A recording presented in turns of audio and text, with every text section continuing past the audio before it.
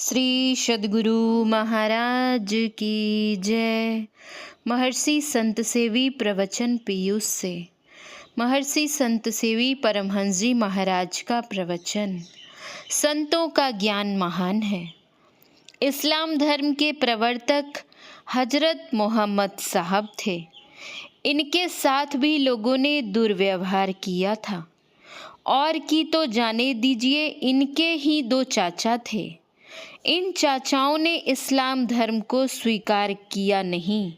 एक चाचा ने तो कोई बाधा नहीं दी, लेकिन दूसरे ने बड़ी बाधा उत्पन्न कर दी थी। अपने जीवन काल में इनको अनेक कठिनाइयों का सामना करना पड़ा। आज हजरत मोहम्मद साहब के नाम पर देखिए, इस्लाम धर्म फैला हुआ है। जिस समय वे थे उस समय किसी ने उनको पहचाना? स्वामी दयानंद जी जिस समय थे, उनके सेवक ने ही उनके साथ धोखेबाजी करके उनकी जान ले ली। दूध पिलाने के बहाने संसार से रवाना कर दिया। सज्जनों, विचारणीय विषय है। जो साथ में रहता है वह भी संत को नहीं पहचान सकता। उसको दृष्टि नहीं है, आँखें नहीं हैं, सूझेगा क्या? कितना भी सूर्य का प्रकाश क्यों ना हो, उल्लू को कभी सूझता है दिन में।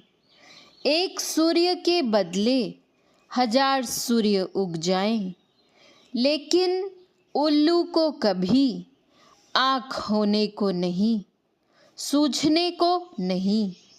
उसी तरह जो संत हैं, ज्ञानी हैं, उनको अज्ञानी जन क्या जाने।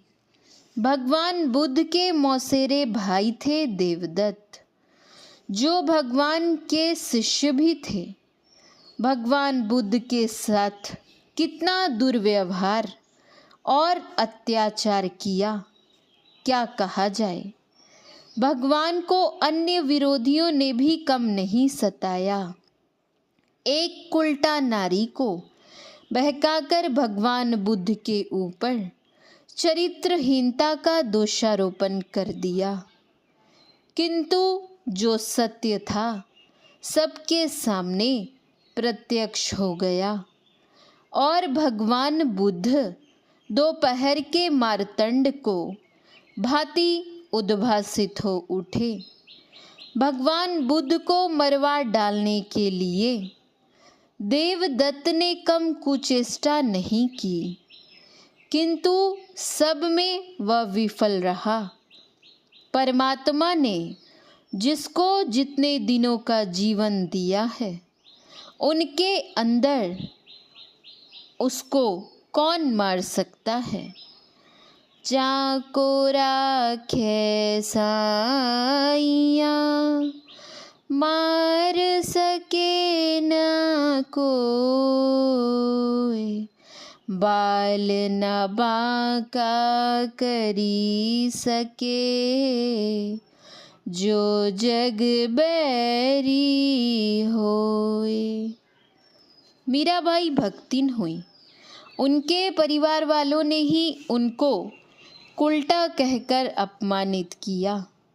अपमानित ही नहीं किया, उन्होंने तो चाहा कि ऐसी उल्टा नारी मर ही जाए तो अच्छा है। सोचा जहर पिलवाकर मार दो इसको।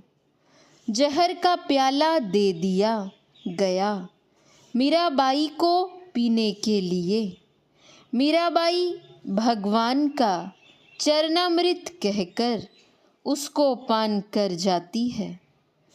विष का पान करने वाली मीरा अमर हो जाती है, और जिसने विष का प्याला पिलवाया वह मर सड़ गलकर कहाँ चला गया, जिसका कोई ठिकाना नहीं।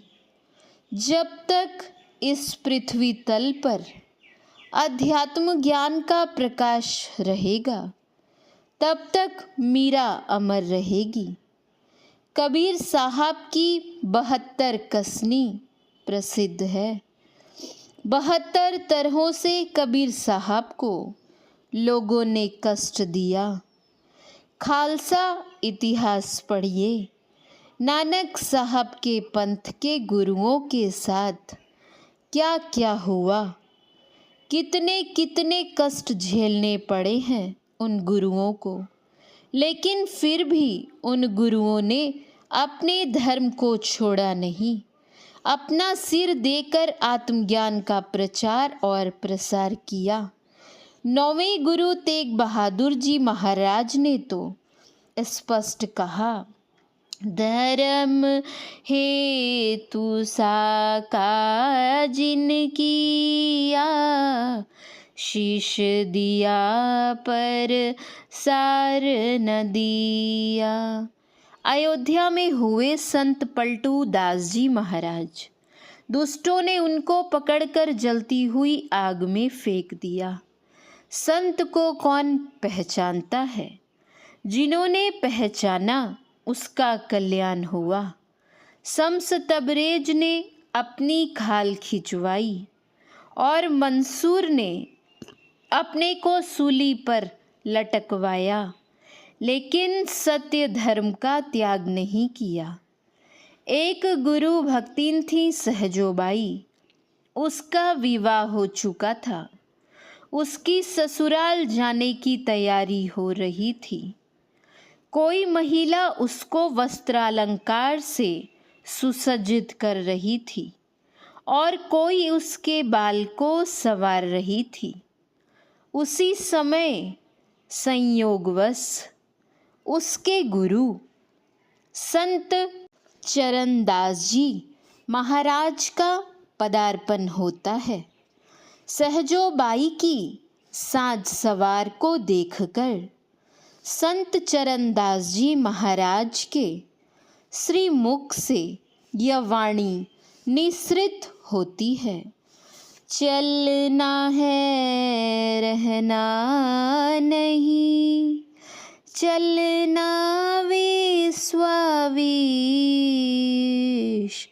सहजो तनिक सुहाग पे, कहा गुहावे शीश।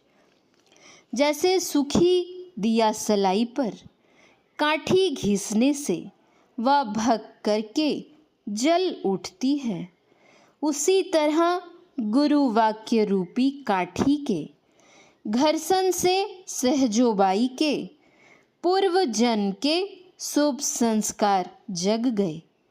वह ससुराल जाना छोड़कर गुरु के साथ साथ चल देती है।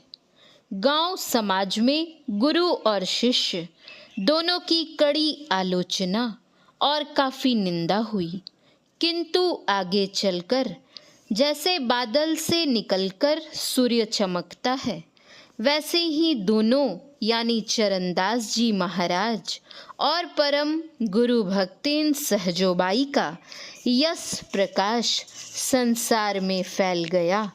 उनका ज्ञान सूर्य चमक उठा। श्री सद्गुरु महाराज की जय। महर्षि संत सेवी परमहंस जी महाराज का यह प्रवचन बिहार राज्य अंतर्गत भागलपुर नगर के परम पावन सुरसरी तट पर अवस्थित महर्षि मेही आश्रम कुप्पा घाट में दिनांक 24/7/1994 ईस्वी को साप्ताहिक सत्संग के शुभ अवसर पर हुआ था। शांति संदेश सितंबर+अक्टूबर 1994 ईस्वी।